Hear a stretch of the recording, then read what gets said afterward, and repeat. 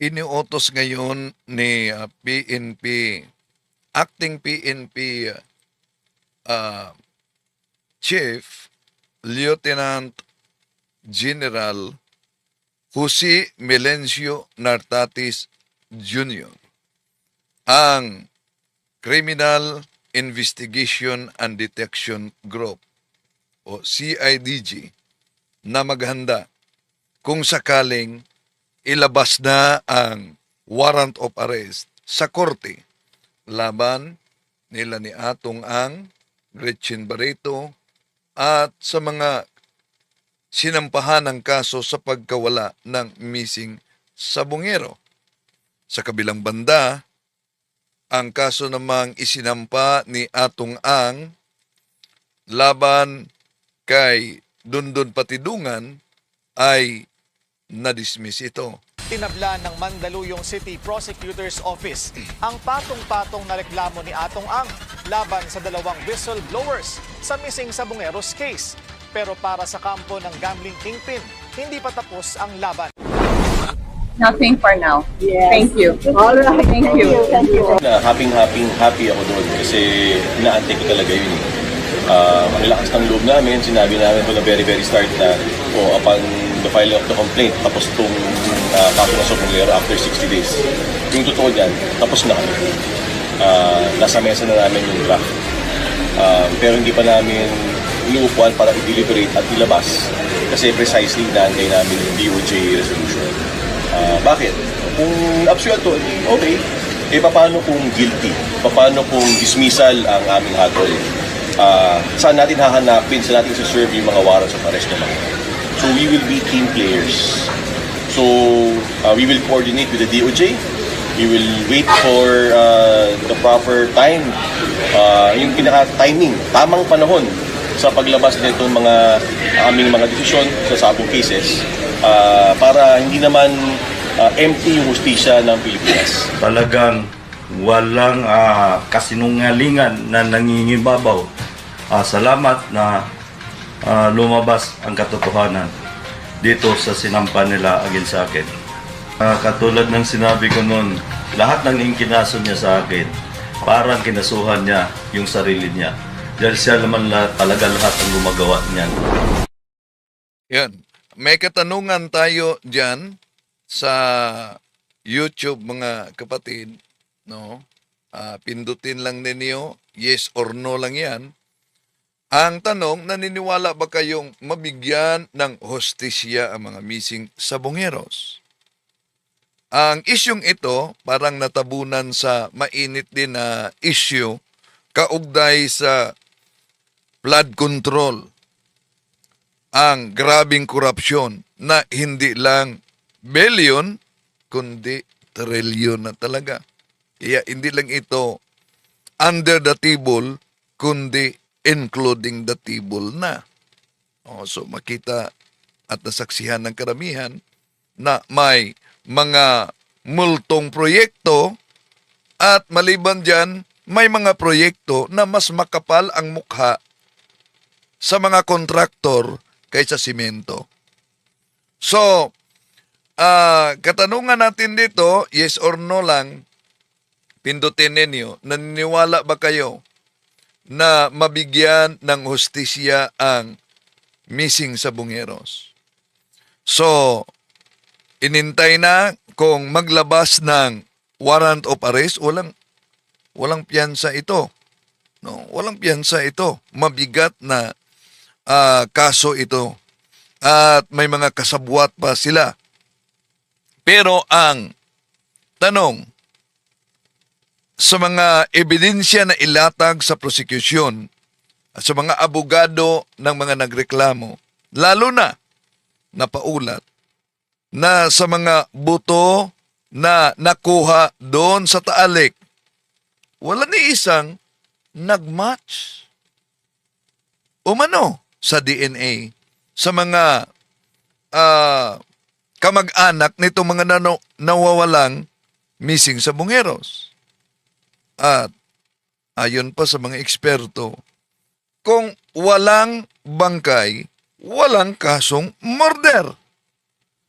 Pero bago tayo papasok sa punto por punto mga kapatid, pakinggan muna natin ang abogado ni sa press conference, Dondon Patidungan, at yung abogado naman ni Atong Ang kaugnay dito. Lahat ng inkinaso niya sa akin, parang kinasuhan niya yung sarili niya. Dahil siya naman talaga lahat ang gumagawa niyan. Yun lang. Sir, first po, ano po ba yung reason ng press conference po ba natin? The reason kung bakit kami patawag ng press con is to announce to the public that we received a resolution from the Prosecutor's Office of Mandaluyong last October 13 na ibinabasura yung kaso na isinimpa ni Mr. Charlie Atong Ang against our client Julie Dondon Patidongan alias Totoy and Mr. Alan Banteles or alias Brown na kanilang isinampa noong July 3 of 2025. So the case were all dismissed. 5 cases, lahat ibinasura. Walang lumusot kahit isa. Sir, Grounds sir, for the attorney for the dismissal. Sa discussion ng piskalya dun sa robbery with violence or intimidation of persons, grave threats and grave coercion, sinasabi ng piskalya na base sa ebidensya na isinimuti nila na it was Mr. Charlie Atong Ang who is calling o tumatawag sa kliyente ko na si alias Brown for several times. And napaka-illogical na kung sino yung kinikikilan ay siya yung tumatawag sa nangingikil. So, napatunayan na parang hindi ito angkop sa ordinary circumstances ng isang tao. sir, ano yung parang pinakanalingan? Siyempre may lima pong limang complaints po yung pinasa. May sa robbery, sir, ano yung pinaka siguro anchor point nung prosecutor? Sinasabi lang doon na yun nga, na napaka-imposible na kung sino yung nag-extort ay siya pa yung tumatawag. Dapat kung sino yung nag-extort, siya yung tumatawag doon sa kikikilan, di ba? Pero dito, meron silang sinumite na call logs ni Mr. Charlie Atong Ang, lahat ng tawag papunta kay alias Brown ay palabas. So, paano nangyaring ikaw yung tumatawag, ikaw yung kinikikilan? So, doon pa lang napakalinaw na dahil ebidensya nila na mismong isinumite yun. So, doon siguro yung naging basehan ng panel ng prosecutors. The case was decided by a panel, not by a single prosecutor. And it was approved by the City Prosecutor of Mandaluyong. Same point siya, sir, dun sa grave threat, saka sa grave coercion. Yes. And merong sinasabi rito naman sa implausibility and contradiction in conduct. Napuna ng opisina ng piskalya na habang sinasabi ni Mr. Charlie Atong Ang na tinangka siyang pagnakawan or saktan, nagbigay pa rin siya ng halagang 12 million para sa kampanya sa pagka-alkalde ng aking kliyente na si Mr. Dondon Patidongan mula Pebrero hanggang Abril ng 2025. So ayon sa piskalya, hindi lohikal at taliwas sa natural na asal ng tao na tinatakot na yung buhay mo, nagbibigay ka pa ng pera. So ayun yung findings ng panel. At sinabi rin dito na kung totoong may banta sa kanyang kaligtasan, dapat siya ay tumigil sa pakikipag-ugnayan or nag-ulat siya or nag-report sa pulisya o sa otoridad or umiwas sa sinasabi niyang nangingigil sa kanya. Sa slander naman, sir, anong anchor point naman ng slander? Yung sa slander, medyo ang discussion is technical. Mali yung slander na isinampa. Tapos walang authenticity ng TikTok video at hindi na-identify kung ano talaga yung specific na na sinasabi niyang slanderous remarks. How about sir sa incriminating innocent person? Doon sa incriminating innocent person, ang sinabi rito is napatunayan na walang kahit isang ebidensya na sila Patidongan o Banteles o alias Brown ay maaaring nagtanim o nagpeke ng ebidensya laban kay Mr. Charlie Atong Ang. Attorney, how do you respond to this development, the dismissal of the complaint? This is a very good development on our part kasi malinaw na sa umpisa pa lang talagang makikita mo na binabasura na ng piskalya yung mga posibleng aksyon na gawin laban sa credibility ng aking kliyente. Na alam nyo naman, napaka-vital ng role ng aking kliyente rito bilang isang testigo sa kasong sabongero na to. Sir, may effect na to sa depensa ng denial ng kapo na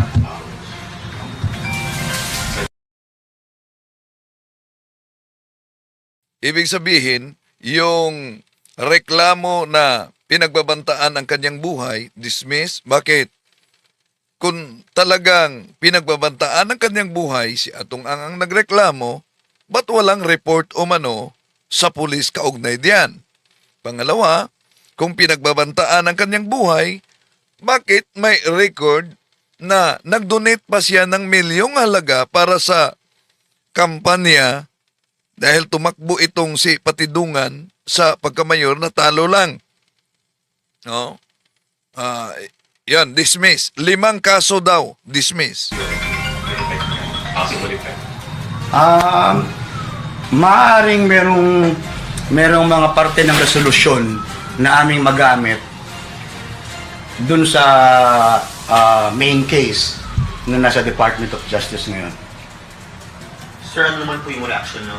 Sabi po ni Attorney Cappy Villarreal na mag-file sila ng appeal sa Secretary of Justice mismo. The proper action is not appeal. I think it is a petition for review. And it is up to them. Trabaho ng mga abogado yun.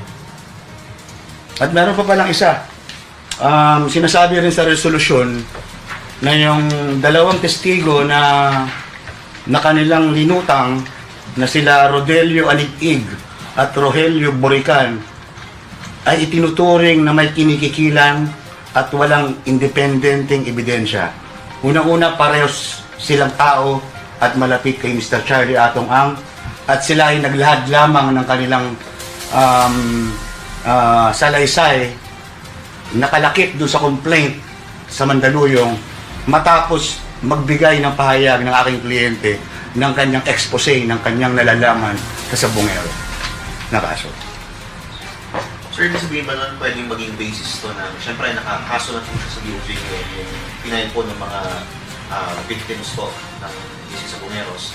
Pwede ba siyang gawing basis, sabihin natin gawin nila Mr. Atong Ang is gawin nilang witness itong sila Anigi, magiging basis pa yun para sabihin hindi sila credible as well? Actually, kasama sila sa kinakasuhan. Yes.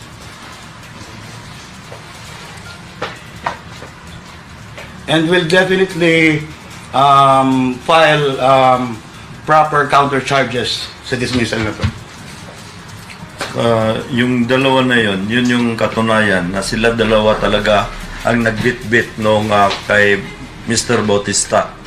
Yung nakuhaan ng video ng Channel 7. Sila mismo, si Rodelio Alig-ig at saka si Rogelio Roger Borican. Siya mismo yan. May witness tayo, may mga tao tayo makapagsabi na sila dalawa na ibinintang nila laban sa akin. Si Sir Don, baka po reaction niyo po doon po sa pag-dismiss ng complaint? Una, nagpapasalamat ako sa Panginoon. Talagang walang kasinungalingan na nangingibabaw. Salamat na lumabas ang katotohanan dito sa sinampa nila against sa akin. Sir, walang pasensya na medyo. Kasi ang lagi na napabanggit sa DOJ is Atong Ang. Bakit hindi yata nababanggit sila Eric De La Rosa and Art Atayde, the sakit, sir? Actually, kasama yan sila sa kinasuhan. Maliban lang doon kay Art Atayde sa binanggit mo. Si Rick De La Rosa, si Engineer Salazar, at saka si Mayor RJ Mia. Sila lang yun. At marami pang iba. Kasi anong nangyari, parang oppose tayo kaya kung hindi natin na ibigyan ng pansin yung meron pa lang mas marami pa na kasama sa ano. Kasi parang nakakaligtas sila sa mata kasi ng media. Siguro we just limit the discussion kung sino man yung hinabla ng mga otoridad sa Department of Justice. Kung sino yung hindi kasama ron, siguro it is unfair for them na pag-usapan natin sila. Maraming personalidad. Me myself, I saw the affidavit of recantation that was prepared by Attorney Caroline Cruz. Pero hindi nakalabas yung papeles na. Yung with regards dun, sir, kasama kasi sa nag-file ng complaint ng July 3 si Attorney Caroline Cruz. Pwede niyo po bang ma-discuss sa amin yung... Hindi pa pwede. It is not part of the records of the case and I'm not the one who prepared it, so I cannot divulge any information into that. Hindi siya, sir, part dun sa resolution? Hindi. Binanggit siya nung nagabla sila, pero hindi naka-attach. So wala rin kaming kopya nun. Moving forward, sir, siguro, ano po yung preparations since tomorrow yung continuation ng preliminary investigation? We expect that tomorrow, kasi dapat November 4 and we received an order na October 21 na ang submission. And we received also information that as early as Friday, Mr. Charlie Atong already filed his counter affidavit, right? So, tomorrow we are expecting na lahat makapag-submit na. Kasi under the law, time boundary ng ang Department of Justice to resolve the case. May dagdag po kayo? Yun lang, maraming salamat at binigay niyo kami ng time para mapaliwanag yung nangyaring development tungkol sa kaso na isinampa. Kasi nung sila nagsampa, naka-press con yun eh. Nagulat kami, lumabas ang resolution. Walang linabas ng media, ni isa. Kaya nagmabuti kami na siguro it is high time para malaman ng publiko na yung sinampa ng grupo ni Mr. Charlie Atong Ang through Attorney Lorna Kapunan and later on Ronda Inan and Mendiola was eventually dismissed by the panel of the prosecutors. Attorney, at this point, ang kaso ngayon is he said, she said, parang your word against their word. At i-announce ko pala dito mga kapatid, di ba? Nauna nating na-interview si Father Darwin Gitgano din. May kaugnayan sa mga politiko na sinampahan ng kaso, yung vote buying. Dahil nung nagpunta tayo doon sa Bohol, ang nangyari, nagsagutan pa sila sa affidavit, yung mga politiko, no? Sinampahan ng kaso. Naalala niyo yung bago pa, hindi pa nangyari ang eleksyon, di ba? Sabi ni Father Darwin, may programa yon na kung bibilhin ninyo ang aming boto, ipakukulong namin kayo. Di ba? O ngayon, para hindi hanggang sa salita lamang, meron talagang mga politiko ang nasampahan ng kaso. Pero matagal talaga ito na sampa sa korte. Bakit? Nagsagutan pa paulit-ulit ng mga affidavit. No? At sinagot din naman sa kampo ni Father Darwin Gitgano. Ang update ngayon, 5 political leaders na sinampahang kaso sa vote buying ang na-file na talaga. No? Na-file na ang naturang mga kaso doon sa korte. Ayon kay Father Darwin, serving as a strong reminder that the law stands firm against electoral corruption. So, antabayan na natin. Bakit 5 lang? Dahil umatras kasi yung ibang mga saksi. At doon, nagpunta kami doon sa Bohol, na bago kami nagkita ni Father Darwin, nagpa-blatter pa si Father Darwin. Nagpa-blatter siya dahil yung isa sa mga saksi ay pinuntahan talaga doon sa bahay. Ano? At kaya na-blatter na 'yon, no, na-blatter na 'yon. So, yung akbang na 'yan ay bahagi para sa pagbabago. No? Kung Katoliko ka, dapat mahiya ka naman na mamili ng boto sa eleksyon. Ang dami mga politikong ganyan, kahit mga Katoliko. Ang problema din, dami ding mga Katoliko na panahon sa eleksyon, ang kanilang boto ay ibinibinta, tumanggap ng vote buying sa mga politiko. Grabe, no? At kadalasan sa mga nagawa ng ganyan, hindi nangungumpisal. Akala nila hindi yan kasalanan. Balik natin nito. Kung indikasyon itong nangyaring resulta ngayon, itong lumabas na investigation. Ano pong gano'n po ka-importante itong lumabas na investigation? Maliwanag dito na merong inclination yung mga complainant na maghabla ng isang kaso na hindi naman talaga totoo. Diba? So it will show anong klaseng credibility ng tao meron ka.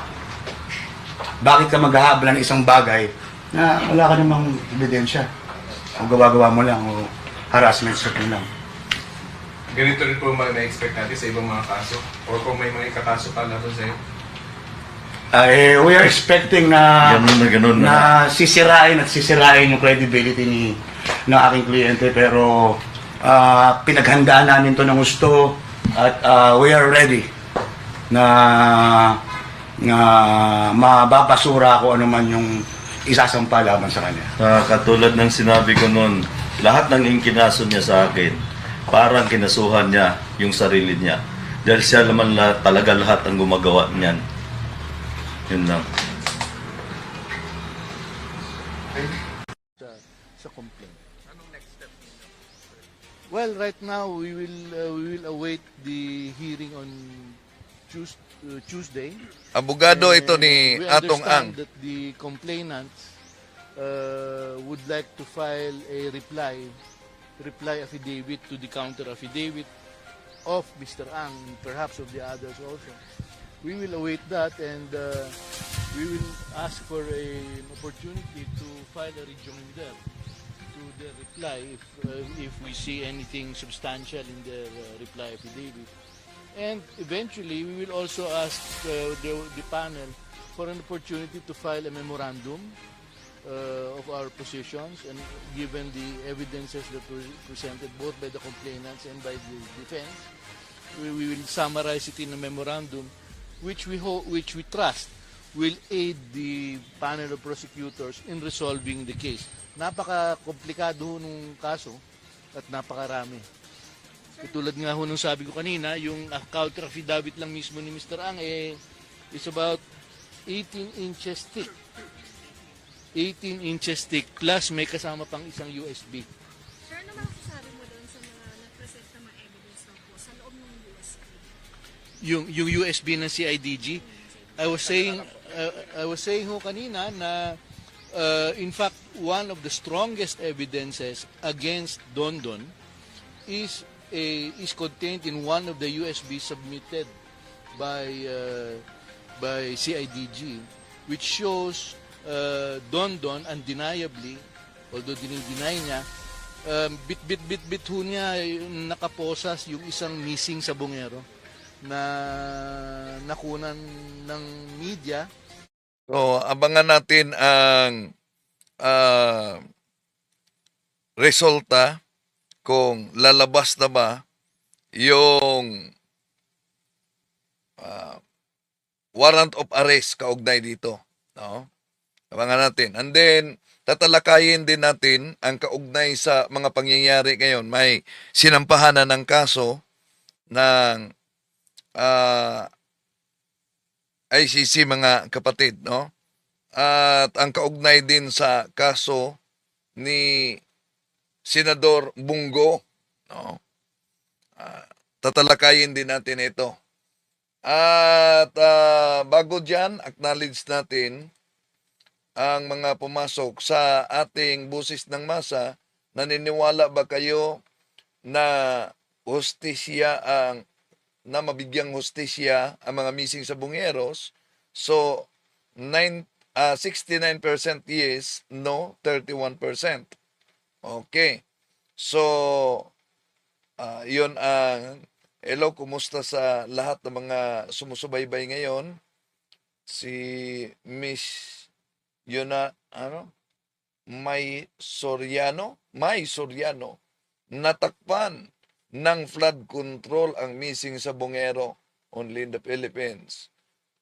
Dapat ulihin ang mga salarin sa to give justice for the victims. So, si Diego Reyes, si James Soto, si Donabel Marshall diyan sa New Sydney, Australia, si Mary Morelio, si Mama Ningning. Kumusta sa lahat? At sa ating pananampalataya at katuwiran, si Marilyn, si Dominic Patunan, Ipong, Nelson Sabutuan, Savelion, si Sampagita Ganda, at may DDS dito, si Braille Bangato Inigni. Iwan ko kung ito ba'y kaanib sa iglesia ni Manalo. Tatalakayin din pala natin, mga kapatid, yung lumabas na issue kaugnay sa speaking kayong saksi ni Marcoleta, no? Tatalakayin din natin yan.